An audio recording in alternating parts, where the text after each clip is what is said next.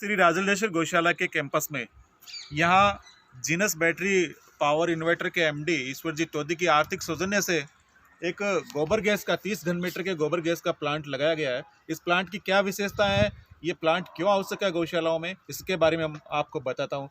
ये प्लांट की पूरी जानकारी कैसे रन करता है इसके बारे में।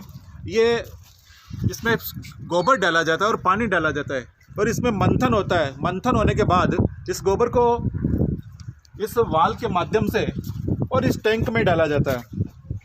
इस टैंक में डालने के बाद इसमें गोबर गैस तैयार हो जाती है। उस गोबर गैस का क्या क्या उपयोग हो सकता है इसके बारे में मैं आपको विस्तार से बताता हूँ। इस गोबर गैस से बिजली उत्पादन किया जा सकता है। रोज का 7.5 यूनिट प्रति घंटा के हिसाब से बिजली उत्पादन हो सकती है। ये 8 घंटे तक लगातार रन कर सकता है और एक बार कहें तो पूरी गौशाला की एक बार के लिए जो बिजली है वो सारी की सारी इस जनरेटर पे हम बिजली ले सकते हैं, बिजली का उत्पादन ले सकते हैं। इसका दूसरा उपयोग मैं बताता हूँ आपको। इस गोबर गैस से जो शलरी निकलती है, उस शलरी इस टैंक में हम जो इन्होंने व्यवस्था कर रखी है इस टैंक में डालने की, इस टैंक में इसका मंथन होता है। मंथन होने के बाद इसमें इस पंप से बूस्ट होकर ये इन मशीनों में जाती है। ये जो पहले वाली मशीन आप देख रहे हैं नीले कलर वाली, इस मशीन में ये डिवोटरिंग मशीन है। इसमें इस पंप के माध्यम से इसमें पानी आएगा और पानी का अलग हो जाएगा और खाद अलग हो जाएगी। ये खाद अलग होने के बाद जो बची हुई खाद है, सूखी खाद, इसका भी हम प्रयोग कर सकते हैं। इसका पहला प्रयोग ये है कि इससे हम गोकास्ट बना सकते हैं। ये गोकास्ट बनाने की मशीन है जिसमें सूखने की समस्या नहीं रहती है, जल्दी सूख जाता है।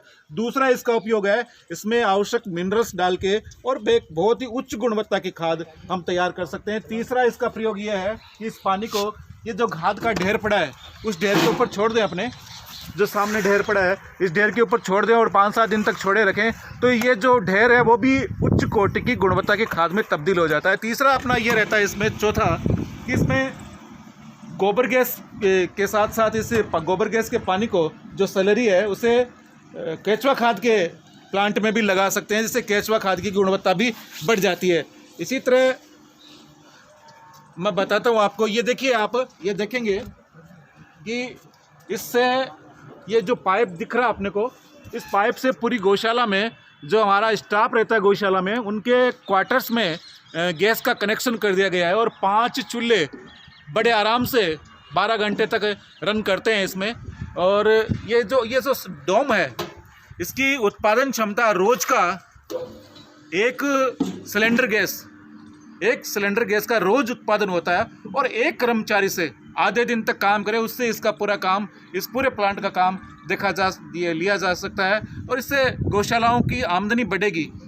इस तरह के इन्होंने छोटे प्लांट भी तैयार किए हैं जो छोटे किसानों के लिए, छोटे गोपालक जो 1 या 2 गाय रखते हैं, 10 गाय रखते हैं, 20 गाय रखते हैं और 50,000 गाय रखते हैं, उनके लिए भी इनका बड़ा प्लांट है। मेरे साथ जो ये हमारे इस पूरी यूनिट को लगाया है, हमारे इंजीनियर जो इस कंपनी के मालिक भी हैं, वो भी हमारे इस आज गौशाला आए हुए हैं। मैं उनसे निवेदन करूंगा कि विस्तार से इसकी जानकारी दें हमें। नमस्कार साथियों, मैं गुजरात वडोदरा से गुजरात रिन्यूएबल एनर्जी से उसका ऑनर बोल रहा हूँ। और जैसा कि ललित जी ने मुझे बताया है कि छोटे किसानों के लिए भी मेरे पास ये, बाकी इसकी प्लांट की जानकारी तो आपको सब मिल ही गई है, लेकिन छोटे किसानों जिनके पास 2 गाय हैं उनके पास भी हमारे पास बहुत ही किफ़ायती प्लांट है, जिससे आप आसानी से गौ माताओं को रख के और उनके गोबर से आप खाना बना सकते हो और आपका दोनों समय का खाना बन सकता है। छोटे छोटे प्लांट भी है हमारे पास, 1 घन मीटर 2 घन मीटर के, जिसकी प्राइस मार्केट से काफ़ी कम है और अगर आप उसका उपयोग करेंगे तो गौ माता की बड़ी रक्षा होगी और